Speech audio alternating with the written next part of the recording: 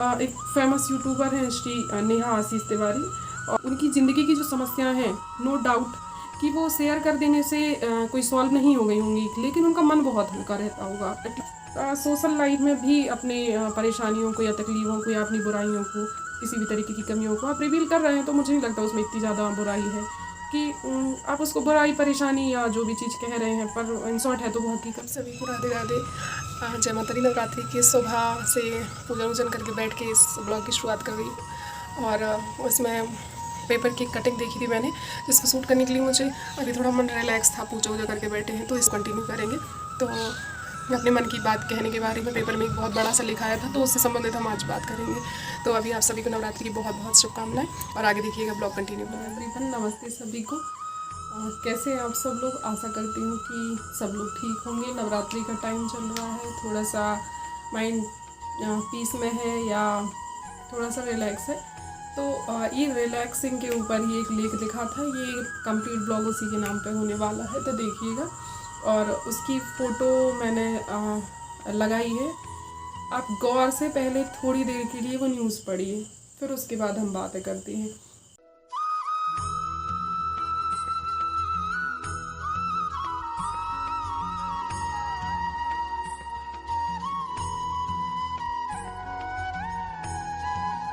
उस टॉपिक पे कि किस पर्टिकुलर चीज़ के लिए मैं ये वीडियो शूट कर रही हूँ।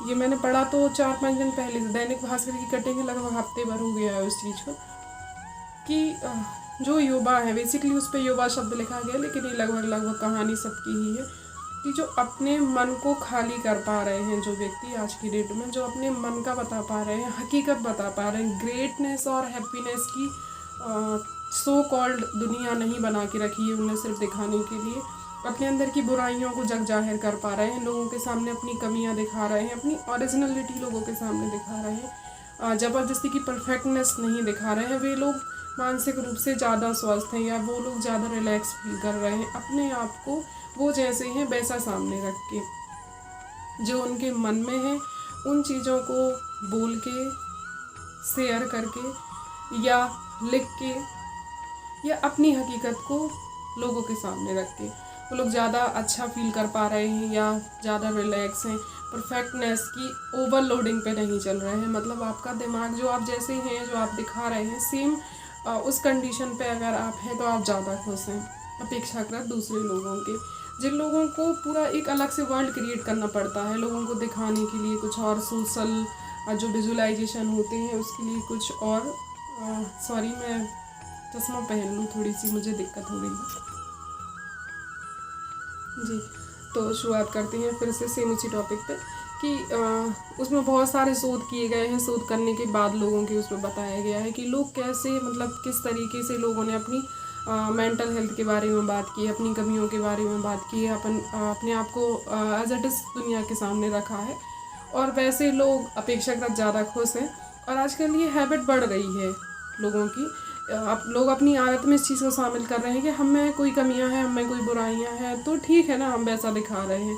बहुत ज़्यादा अच्छा कर लेने की या बहुत ज़्यादा अच्छा करने की तो बहुत अच्छी बात है, अगर आप बहुत अच्छा कर रहे हैं वो ठीक है, लेकिन बहुत ज़्यादा अच्छा बताने की अगर वो लगी है तो पता नहीं, मतलब जनरली आप किसी व्यक्ति को कहोगे तो ये ज्ञान की उसमें माना जाता है। तो अपने आप मन को खाली रखा जा सकता है। मन को अगर आप शेयरिंग पे रख रहे हो, एज इट इज़ आप हकीकत में जी रहे हो, ज़बरदस्ती आपको दिखावा या अपने आप को किसी अन्य चीज़ में वो नहीं डालना है, तो आप, मैंने सेम मतलब ये एक ऐसी चीज़ है।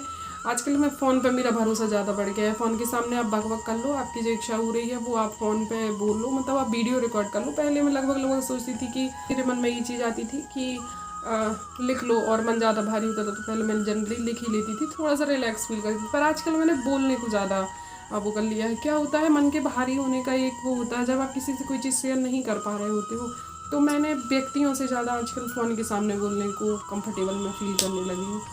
और वो इसलिए कि एक तो लोगों को ये होता है कि तुम्हारे अंदर इतनी नेगेटिविटी, तुम्हारे अंदर मतलब इस चीज़ की परेशानी, उस चीज़ की परेशानी, तो कोई भी व्यक्ति बहुत ज़्यादा, आप भी किसी की नहीं सुनोगे तो आपकी भी कोई कब तक सुनेगा। तो मन को आप हल्का करने के लिए, मतलब जब आप ब्लॉगिंग कर रहे हो या जो वीडियो डाल रहे हो, जिन लोगों को नहीं देखना है, जिन लोगों को नहीं सुनना है, जिनको सामने से भी नहीं सुनना है, वो तो आपके वीडियो पे भी नहीं देखेंगे। और अब मतलब मैं ये सोचती हूँ कि जो लोग मुझे जानते हैं वो मेरी वीडियो ना देखें, भले ही ना देखें, लेकिन जो लोग मेरी वीडियो देख रहे हैं वो लोग मुझे जाने। वीडियो देख के लोग मुझे जाने वो चलेगा, जो लोग मुझे जानते हैं वो लोग वीडियो देखें और ना देखें, इस पर बहुत ज़्यादा फ़र्क नहीं पड़ेगा। क्योंकि वो लोग जिन लोग आपके साथ में हैं, जो लोग मेंटली आपके सपोर्ट में हैं, वो लोग आपको सुन भी लेंगे, ऐसे भी सुन लेंगे, सामने से भी सुन लेंगे। पर ये मेन मुद्दा है अपने आप को ब्लैंक कर देने का, अपने आप को रिलैक्स रखने का, अपने मन का कह देने का।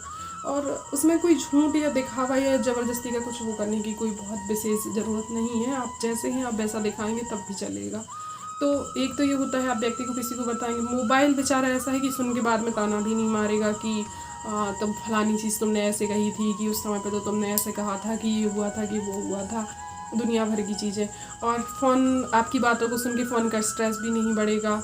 और जिन लोगों का वीडियो देखते देखते स्ट्रेस उनको लग रहा होगा कि सुन के बढ़ रहा है तो वो लोग छोड़ देंगे, पर किसी व्यक्ति जिसके सामने आप बार बार बोल रहे हो वो व्यक्ति जैसे तो रिपीट नहीं करेगा एटलीस्ट फ़ोन या वीडियो, या आपकी ऑडियंस भी, तो उसको स्ट्रेस भी नहीं बढ़ेगा, बीपी हाई हो गया या बहुत कुछ और बहुत सारी समस्याएं होने लगी इस तरीके का। तो फ़ोन के सामने बोलना ज़्यादा रिलैक्सिंग फील हुआ मुझे। मैंने ये चीज़ सीखी है, मतलब मैंने कुछ समय से लगभग 4-6 महीने हो गए होंगे। एक फेमस यूट्यूबर हैं श्री नेहा आशीष तिवारी, और मैक्सिमम लोग जानते होंगे उनको, तो आप कभी उनको सुनिए।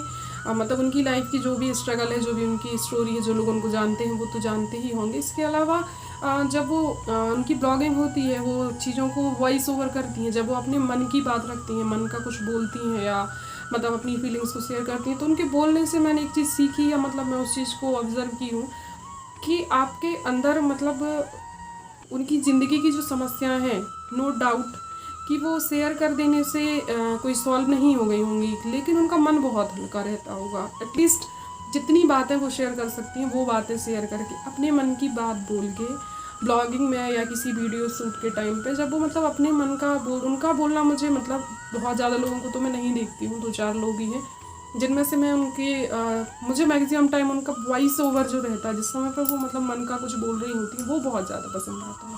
तो मैंने जब वो देखा है तो उस चीज़ से मुझे एक चीज़ मतलब सीखने को मिली, आप अपने मन को हल्का तो कर सकते हो, आप एटलीस्ट इतना बोल सकते हो। तो ये सेम वो पेपर की कटिंग देख के मुझे यही लगा कि जैसा है, जो मन में है, जो हकीकत है, उसको ओरिजिनली सामने रखना, ज़बरदस्ती की परफेक्टनेस ना उड़ना, हर चीज़ में मतलब एक ऐसा वर्ल्ड क्रिएट ना करना जो कि है ही नहीं, आप उसको क्रिएट करके दिखा रहे हैं, तो उसका कोई फ़ायदा नहीं है। ये मेरे मन का तो बहुत समय से था, पर मुझे पेपर की कटिंग मिली तो मैंने ये चीज़ उचित समझी इस चीज़ को शेयर करना, कि ठीक है जैसा भी है, किसको कैसा रहना है अपन ज़्यादा ज्ञान नहीं दे सकते, और किसी का कहा हुआ तो ज्ञान ही लगता है।